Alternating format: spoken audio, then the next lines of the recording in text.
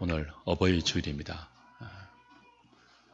65세 이상 되신 어르신들에게 선물을 준비하기 위해서 명단을 뽑아보니 25명이 나오더라고요. 25명은 우리 교회 약 5분의 1 정도의 숫자입니다.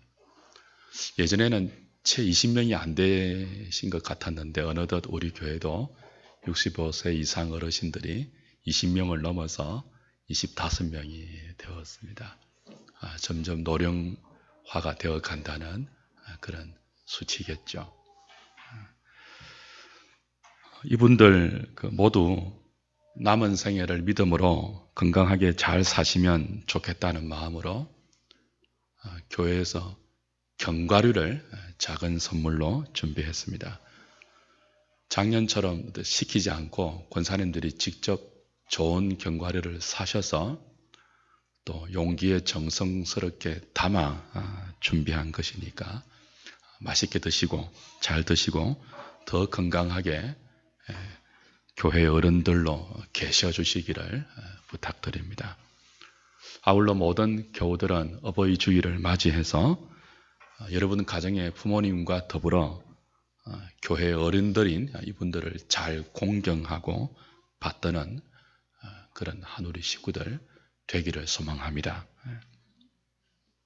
어버이 주일이어서 말씀을 따로 전할까 하다가 그 부모를 가장 공경하는 것이 평소에 부모님 말씀을 잘 듣는 것이잖아요. 그처럼 우리의 영적 아버지인 하나님의 자녀로서 어버이 주일을 맞이해서 평소에 우리에게 늘 말씀하시는 하나님의 말씀을 그대로 들으면서 또 그 말씀에 더 잘 순종하는 그런 자세가 있으면 좋겠다 싶어서 오늘 어버이 주일인데도 계속 원래 우리에게 주신 호세아의 말씀을 이어서 듣도록 하겠습니다. 오늘 본문을 보면 하나님께서 이스라엘의 제사장과 두령들과 왕족들을 삼중으로 호출하고 있는 장면을 보게 됩니다. 5장 1절이 그것인데요. 제사장들아 이를 들으라 그러고 이스라엘 족속들아 깨달으라 그러고 왕족들아 귀를 기울이라 그럽니다. 이 두 번째에 나오는 이스라엘 족속들은 북이스라엘 지파의 10지파의 두령들을 의미합니다. 그러니까 하나님은 제사장, 두령들, 왕족들, 북이스라엘을 실질적으로 이끌어가는 지도자들입니다. 이들을 호출하고 있는데요. 호출하는 이유는 칭찬하거나 상 주시기 위해서가 아니고 뒤에 너희에게 심판이 있나니 하는 것처럼 그들의 잘못을 추궁하고 책망하기 위해서 이스라엘의 지도자들을 부르고 있는 것이 오늘 본문의 내용입니다. 하나님은 이들을 불러서 너희들이 북쪽 이스라엘 전체를 타락시키고 그 이스라엘의 신앙을 변질시킨 주범들이기 때문에 내가 너희들을 심판하겠다라고 이야기하십니다. 특별히 그 중에도 제사장은 이스라엘을 타락시킨 주범 중에 주범입니다. 이미 우리가 지난주에 살펴본 것처럼 호세아 4장 전체는 제사장들을 책망하는 내용들로 많이 강조되고 있습니다. 4장에 그들이라는 대명사가 자주 반복되는데 그 그들 중에는 제사장을 지칭하는 경우도 있고 이스라엘 백성을 지칭하는 경우도 있고 제사장과 이스라엘 백성 모두를 지칭하는 경우도 있습니다.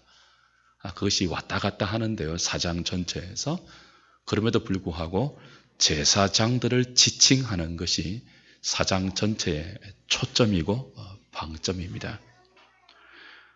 하나님을 아는 지식을 제사장들이 버렸고 율법을 제사장들이 잊어버리고 백성들의 속죄 제물을 먹는 것으로 자신들의 삶의 목표를 세웠기 때문에 그들은 백성들의 죄를 조장했고 그 결과 이스라엘 땅에 마땅히 있어야 할 인애와 진실과 하나님을 아는 지식은 없고 있어서는 안 될 저주와 속임과 살인과 도둑질과 간음과 강포가 가득하게 되었다고 이미 말씀을 드렸죠.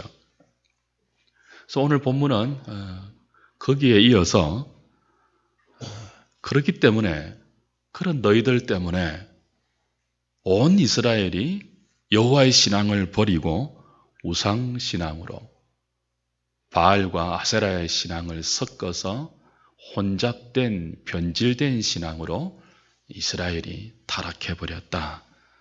그건 너희들 때문이다라고 꾸중하고 있죠. 어떻게 제사장과 두령들과 왕족들이 이스라엘 전체를 변질시켰는가 하면 1절 후반부를 한번 보십시오. 오늘 어버이 주일에 어른들이 참 책임이 크다는 것을 오늘 본문 말씀을 근거로 해서 다시 한번 좀 돌아보면 좋겠습니다. 1절 후반부 보시면 너희가 미스바에서 올무가 되며 다볼 위에서 친 거물이 됨이라 그랬습니다. 제사장과 두령들과 왕족들, 이스라엘의 실질적인 지도자들이에요. 이스라엘의 어른들이에요. 이스라엘의 영적 부모들이에요. 그들이 이스라엘의 타락의 주범이라고 하나님이 꾸중하기 위해서 호출하는데 어떻게 그들이 이스라엘 전체를 타락시켰고 변질시켰는가 하면 미스바에서 올무가 되게 하며 다볼 위에서 친 거물이 되는 방식으로 이스라엘 전체를 타락시켰다는 거예요. 미스바와 다볼은 북쪽 이스라엘에서 모두 신앙 부흥의 장소로 유명한 곳입니다. 여기 미스바는 남쪽 유다의 베냐민 지파에 속한 땅이 아닙니다. 그러니까 사무엘 때 대대적인 회개 운동을 벌였던 그 미스바가 아니에요. 여기는 북이스라엘의 요단강 동쪽에 있는 미스바로 흔히 길르앗 라못이라고 부르는 바로 그것이죠.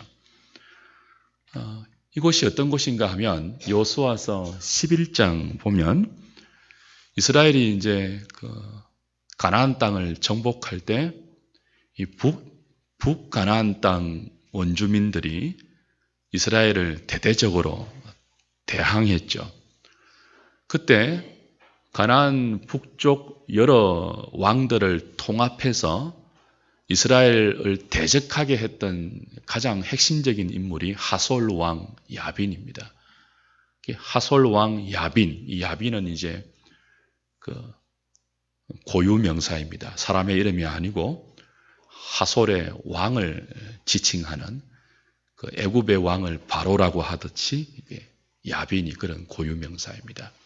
야빈이 북쪽 가나안 땅에 있는 모든 왕들을 모아서 이스라엘을 대적할 때 하나님이 그들을 다 이렇게 패퇴시키시고 그 땅을 이스라엘에게 주실 때 등장하는 지명이 바로 이 미스바입니다. 미스바까지 하나님이 그들을 패퇴시켰습니다. 그래서 미스바는 북쪽 이스라엘에서 대적들을 무찌르고 약속의 땅을 그들에게 주신 하나님의 하나님 되심과 하나님의 신실하심을 드러내신 살아있는 땅입니다. 미스바 그러면요, 하나님이 우리의 대적들을 무찔러 주신 곳, 하나님의 능력으로 모든 적들 연합군을 패퇴시키고 약속을 이루어 주신 곳, 그런 의미가 있는 곳이죠. 근데 그런 땅을 제사장과 두령과 왕족들이 영적 의미를 왜곡시켜 버리고 그 영적 의미를 돌아보면서 신앙의 결단을 내리기 위해서 찾은 백성들을 올무에 걸리게 했던 것입니다. 신앙 부흥의 장소이니까 그것을 한번 돌아보고 내 신앙을 좀 다지려고 하는 사람들에게 제사장들이 그런 미스바를 함정이 되게 했다는 거예요. 올무가 되게 했다는 거예요. 다볼은 또 어떤 곳입니까? 사사기 4장을 보면 그 사사기의 패턴이 있습니다. 이스라엘이 그 범죄했을 때, 타락하여 범죄했을 때 하나님은 그런 이스라엘을 징계하십니다. 주변의 그 나라들에게 붙여서 고통당하게 하십니다. 그럼 그 고통 속에서 이스라엘 백성이 살려달라고 부르짖습니다. 그럼 하나님은 그 부르짖음을 듣고 누구를 세우십니까? 사사를 세워서 구원하십니다. 그게 사사기 전체의 패턴이에요. 그 사사기 4장에도 이제 이스라엘 백성이 하나님께 범죄했고 하나님은 그런 이스라엘 백성들을 징계하기 위해서 가나안 원주민들에게 그들을 붙여서 고통당하게 하시는데 20년 동안 고통당하게 하시는 그 나라가 바로 하솔입니다. 하솔 왕 야빈에게 고통당하게 하십니다. 이제 그 20년 동안 하솔 왕 야빈에게 침략을 당하고 그 모든 것들이 그 빼앗기는 고통을 겪자 그들이 이제 하나님께 잘못했습니다. 살려주십시오라고 부르짖죠. 그때 하나님이 세우신 사사가 드보라라는 여사사입니다. 하나님은 이 드보라와 그의 부관 바락을 통해서 하솔 왕 야빈의 모든 군대를 쳐부수고 이스라엘 백성들에게 구원을 주시는데 그 하솔 왕 야빈의 철병거와 그의 군대들을 쳐부수는 장소가 어디입니까? 다볼산입니다. 그러니까 다볼을 또 어떤 곳이에요?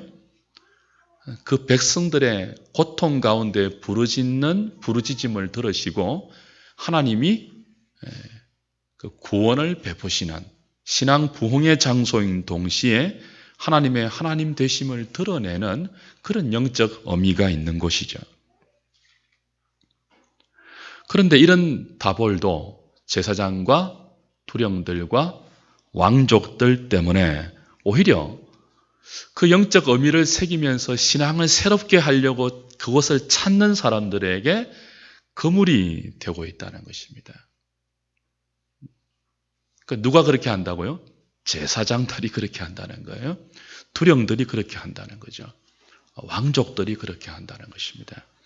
5장 2절 3절을 한번 보십시오. 5장 2절 3절 같이 읽을까요? 시작. 패역자가 살육죄에 깊이 빠졌음에 내가 그들을 다 벌하노라. 에브라임은 내가 알고 이스라엘은 내게 숨기지 못하나니 에브라임아 이제 내가 엄행하였고 이스라엘이 더러워졌느니라. 패역자 앞에 나오는 제사장과 이스라엘 투령들과 왕족들을 의미합니다. 하나님을 거스르고 백성들의 그 타락을 부추긴 이 사람들. 근데 이 패역자가 살육죄에 깊이 빠졌다 그랬습니다. 살육죄에 깊이 빠졌다. 그러니까 제사장과 왕족들과 투령들이 살육죄에 깊이 빠졌대요. 한두 번 정도가 아니고 깊이 빠졌대요. 신구약 성경 전체에서 이 살육죄가 무엇인지를 설명하는 직접적인 연관 구절이 한 군데도 없어요. 그래서 많은 학자들이 여러 가지로 추정을 하지만 어떤 사람은 실제로 이 다볼과 미스바의 이 영적 지도자들이 사람들을 모아서 실제적으로 거기에서 그 영적 부흥의 의미가 있는 장소이니까요. 영적 부흥을 꿈꾸고 모여드는 수많은 사람들을 거기서 다 죽였다고 해석하는 사람들도 있습니다. 추정이죠.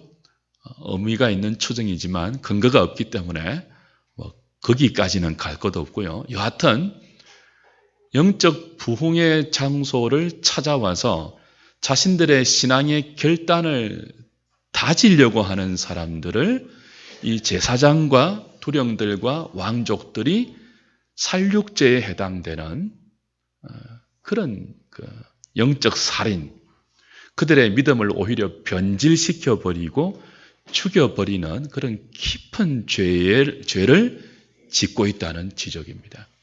그게 바로 그들이 친 미스바의 올무고 다볼의 거물입니다. 살기 위해서 찾은 사람들, 영적으로 살기 위해서 찾은 사람을 오히려 뭐죠? 올무와 그물로 잡아서 살육죄 죽여버렸다는 거죠. 무서운 범죄입니다. 이들은 그렇게 한 결과 에브라임은 이제 음행하였다. 3절 후반부에 이스라엘이 더러워졌다. 그 영적으로 좀 제대로 살아보려고 미스바를 찾고 다볼을 찾는 사람들마저 다 변질시켜 버리니까 올무와 그물로 잡아서 다 그냥 변질시켜 버리고 자기 욕망을 위한 수단으로 삼아서 오히려 그들의 믿음을 죽여버렸으니까 그 결과 이스라엘 전체가 음행하고 더러워진 거예요.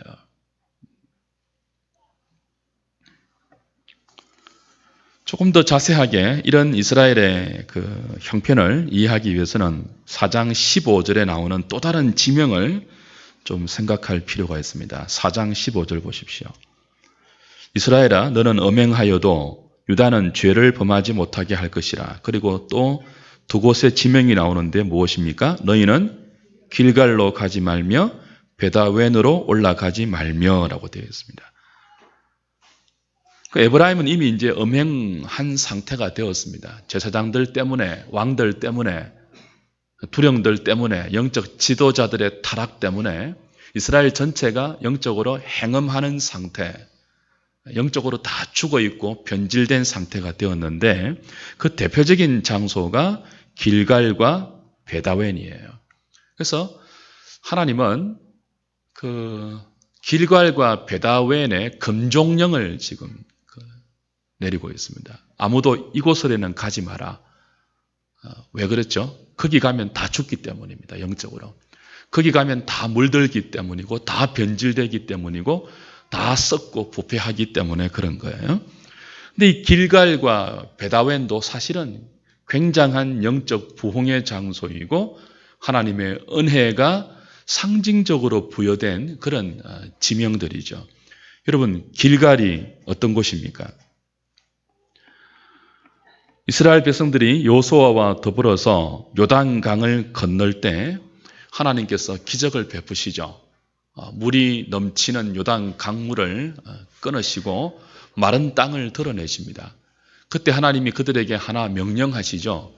그 요단 강물이 마르고 그 마른 땅이 드러난 곳에 돌을 취하여 후대에 하나님이 우리들을 이렇게 인도했다라고 교훈하기 위해서 기념석을 세워라라고 했습니다. 그때 요단강이 마르고 그 마른 땅에서 취한 돌을 세웠던 장소가 어디예요? 길갈입니다. 길갈. 그러니까 기념비적인 장소예요. 이곳은 나중에 얼마 지나서 광야를 나온 이스라엘 백성들이 모두 할례를 받고 여호와의 유월절을 지킨 믿음의 새 출발 장소이기도 합니다. 또 조금 더 지나면요, 엘리야와 엘리사가 이 길갈에 무엇을 세웁니까?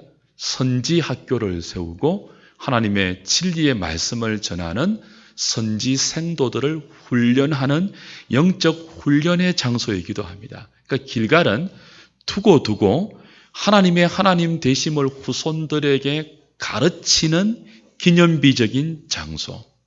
하나님께서 그의 백성을 약속의 땅에 들여보내기 위해서 어떻게 그 요단강을 마른 땅으로 갈라 놓으셨는가를 가르치는 하나님의 하나님 되심을 보이는 장소.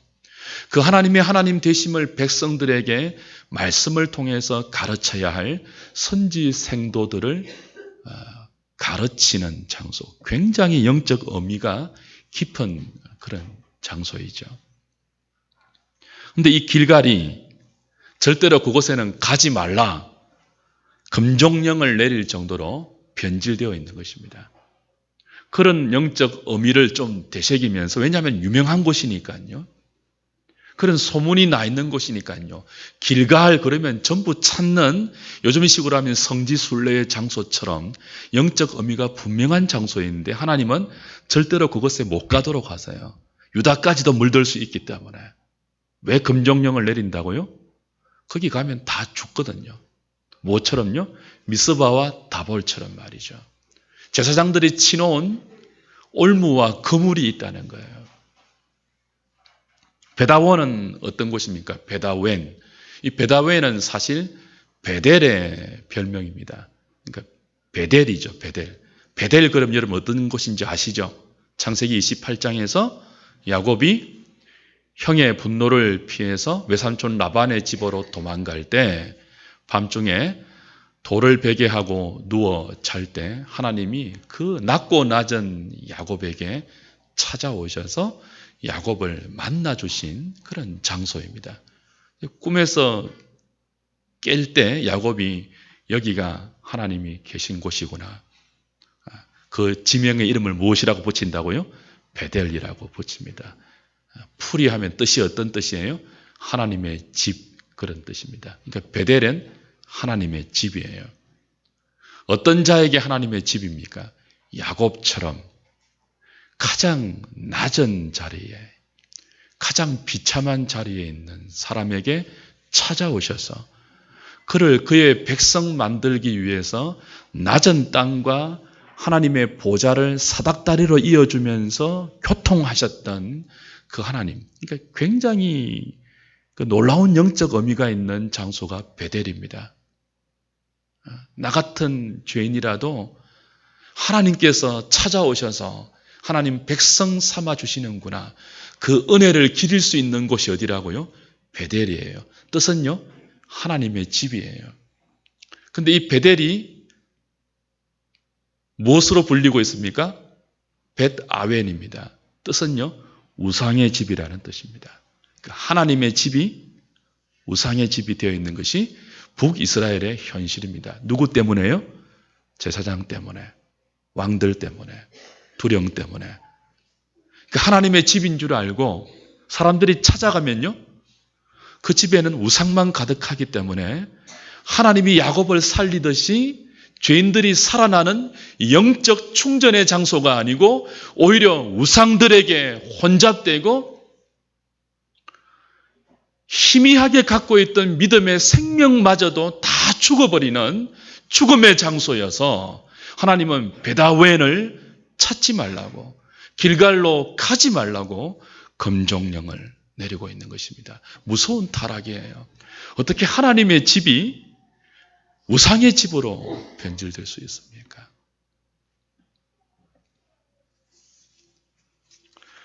왜 이 베델이 베다웬이 되었을까요? 열왕기상 12장 25절 이하를 보시면 솔로몬이 죽고 나서 이스라엘이 남유다와 북이스라엘로 분열되잖아요. 그죠? 북이스라엘의 왕이 여로보암입니다. 이 여로보암이 10지파를 이렇게 다스리는 왕이 되었지만 이 정통성이 없거든요. 정치적으로. 솔로몬의 아들이 아니잖아요. 그래서 늘 남쪽 유다의 정통성에 대한 불안감을 가지고 있습니다. 근데 이제 북이스라엘 10지파 사람들이 매년 절기가 되면 어디로 가야 합니까? 성전이 있는 예루살렘으로 가야 돼요. 예루살렘에 가면 그 유다니까, 그것은 유다의 영역이니까요. 남쪽 유다는 정통성을 주장하는 정권이란 말이에요. 근데 북이스라엘은요, 반역한 사실 그런 왕권입니다. 그러니까 언제나 정통성이 없는 정치는요, 백성들의 여론을 두려워합니다. 그래서 민심이 절기 때마다 예루살렘 성전을 찾다가 유다에게 돌아설까 싶어서 여로보암이 정치적으로 마련한 술책이 무엇입니까? 이스라엘 백성들이 절기가 되어도 예루살렘 성전을 찾지 않아도 되도록 북이스라엘의 성소를 만드는 것입니다. 그래서 두 개를 만들죠. 하나는 다한에, 하나는 베델에 만듭니다. 그리고 이름을 성소라고 부르고 거기에 금송아지를 만듭니다. 그리고 예루살렘 성전까지 갈 것 없다. 여기 금송아지가 누구라고요? 여호와니까 베델과 단에 가서 그 금송아지께 여호와라는 이름으로 제사하면 된다. 그렇게 했죠. 정치적 이유 때문에 베델을 성소로 만드는 것입니다. 그런데 결과는 무엇입니까? 5장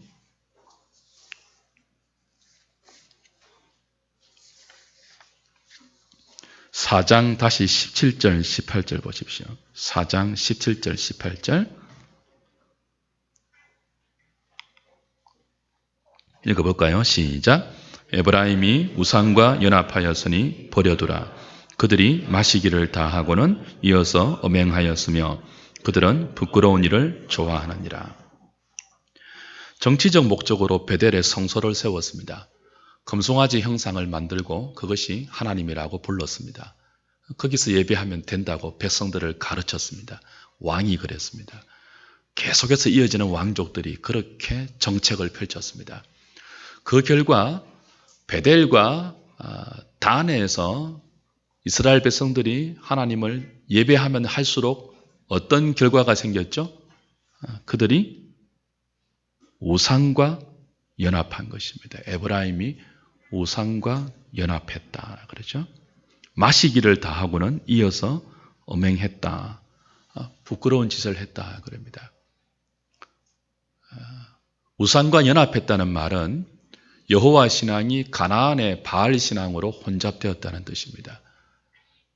바알과 아세라가 가나안의 토착 우상인데요. 이건 농경신입니다.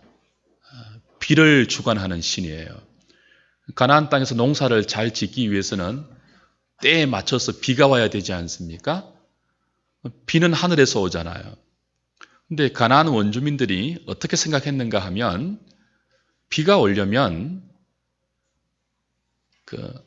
남신인 바알과 여신인 아세라가 결합한 결과로 하늘에서 비가 온다고 믿었습니다. 이제 비가 오지 않으면 바알과 아세라를 자극해야 돼요. 이들이 결합을 안 한 것이니까. 바알과 아세라를 자극하기 위해서 바알의 종교는요, 종교의식을 다 하고 나서, 그리고 종교의식 자체가 뭐죠? 엄난한 것입니다. 거룩한 종교의식인데 그 종교의식의 배후는 엄난함이 있다고요.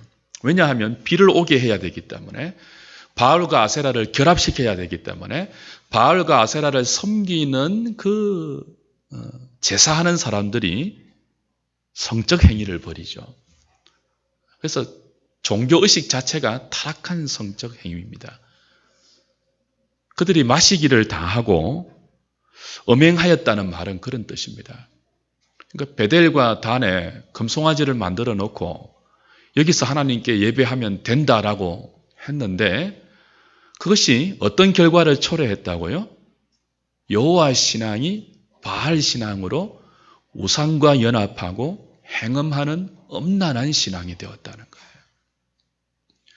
이건 굉장히 매력적인 종교가 탄생한 겁니다. 여호와 신앙을 그대로 갖고 있는데 그 여호와 신앙의 껍데기를 풀어가 보면요, 북이스라엘의 여호와 신앙은 엄난한 신앙이에요. 인간의 타락한 본성을 다 충족시키는 그런 신앙이에요. 굉장히 매력적이죠. 모든 북이스라엘이 단과 베델을 중심으로 해서 말씀 중심의 여호와 신앙이 아니고 금송아지를 쫓는, 그리고 그 배후에 있는 바알과 아세라를 결합시키는 엄난한 그것들이 합법적으로 용인되는 그 종교가 되어버린 거예요. 상상이 되십니까? 그렇게 만든 주범이 누구라고요? 제사장들입니다. 왕들입니다. 두령들입니다. 부모들이고 어른들이고 지도자들이었습니다.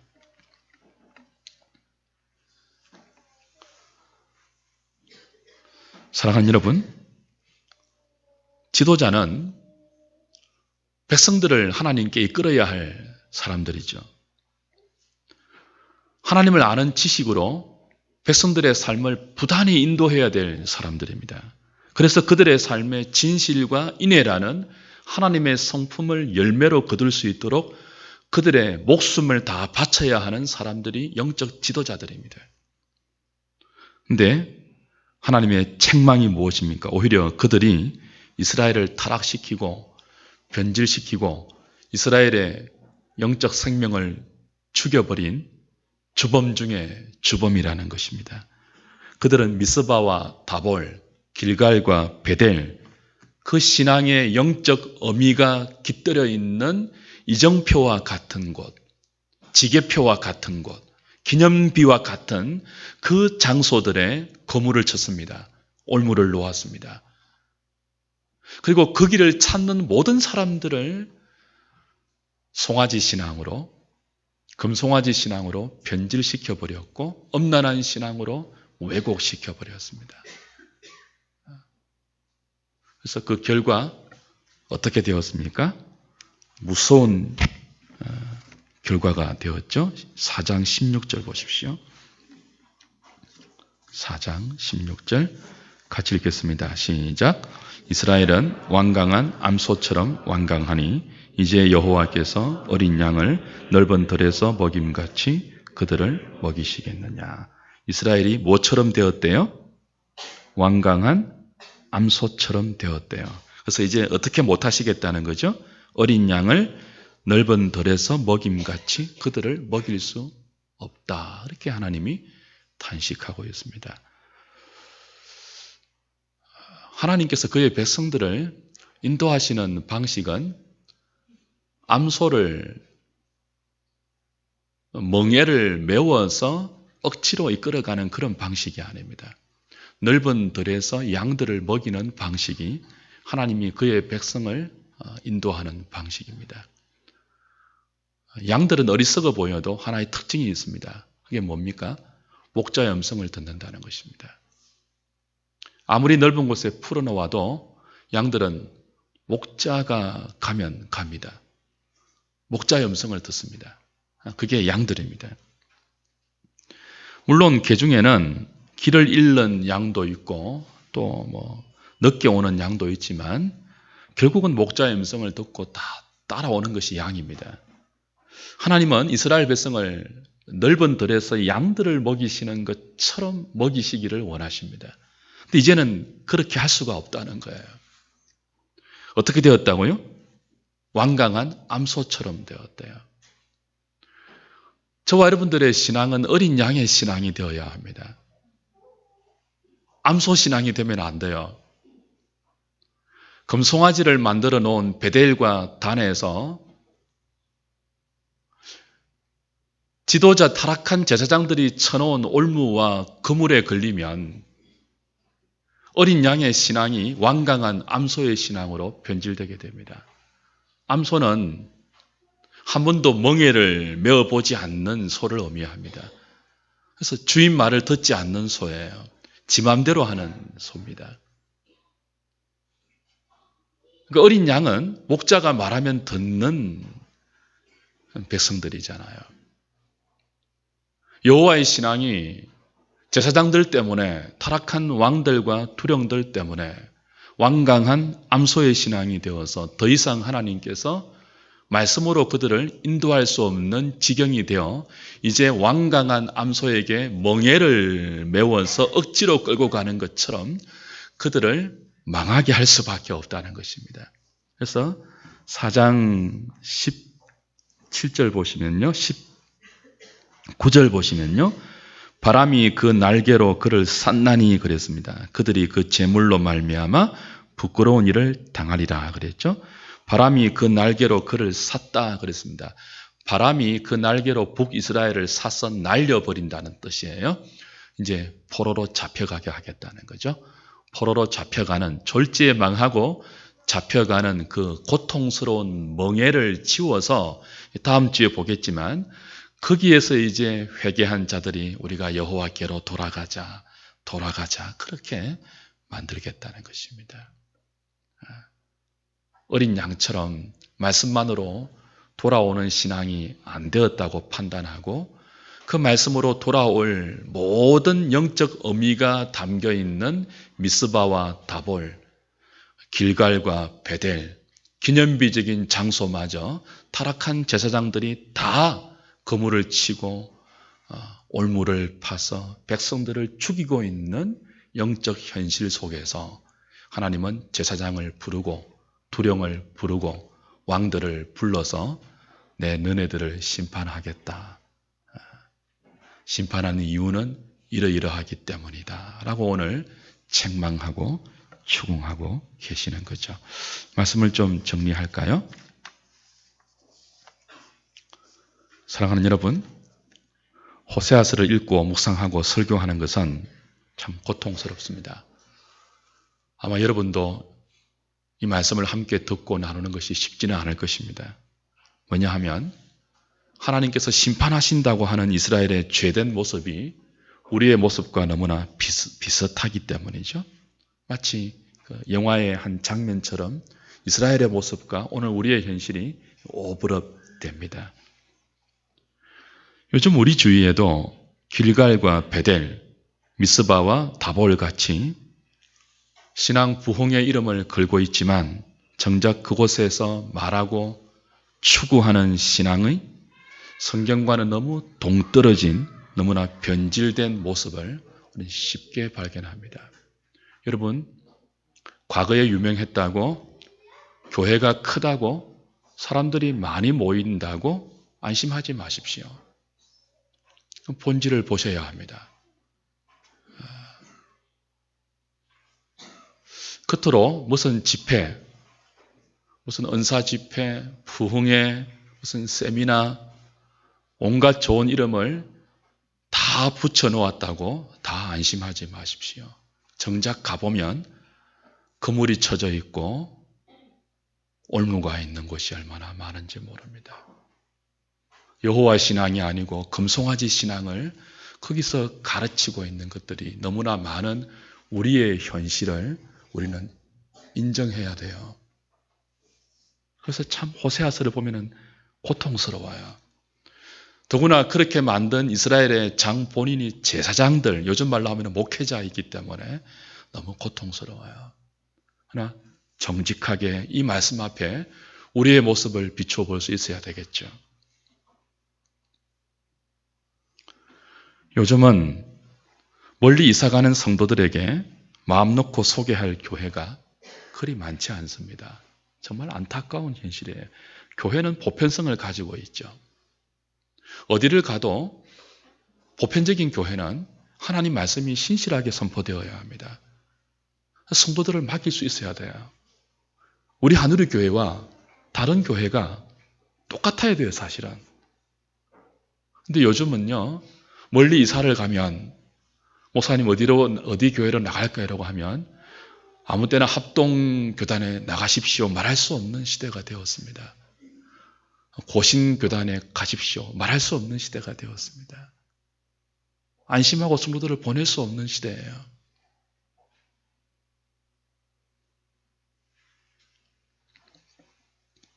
그 정도로 지금 우리가 살고 있는 이 땅의 영적 현실과 교회와 지도자들의 모습은 저를 포함한 안타까운 현실입니다. 제가 일일이 소개하지 않아도 여러분들은 지금 한국교회 현실이 어떤지 잘 아실 거예요. 그 옛날 미스바와 다볼, 길갈과 베델을 믿지 못하여서 하나님이 절대로 그리 가지 말라. 금종령을 내리고 그리 가면 다 죽는다. 거기 가면 제사장들이 그물을 치놓았다. 함정을 파놓았다. 온누가 있다. 절대 가지 말라. 거기 가면 다 변질되고 죽는다. 라고 한 것처럼 오늘도 우리는 함부로 아무 때나 교회를 갈 수 없는 시대가 되었습니다. 하늘의 교회만 바른 교회다. 그 말씀을 드리는 것이 아닙니다.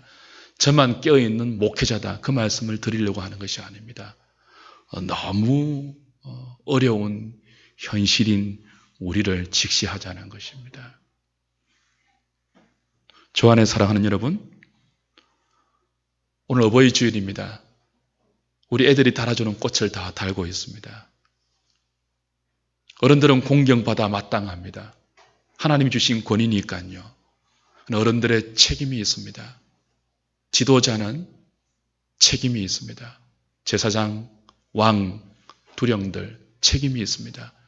저와 여러분들이 받은 모든 권위와 건강과 지위와 재물과 모든 것들은 단순한 그것이 높고 많고 부유할수록 복인 것만은 아닙니다. 그에 따른 책임이 있습니다. 여러분이 남들보다 부자이시면 더 부에 대한 책임을 하나님 앞에서 지셔야 돼요. 남들보다 많이 배웠으면 많이 배운 책임을 여러분 지셔야 돼요.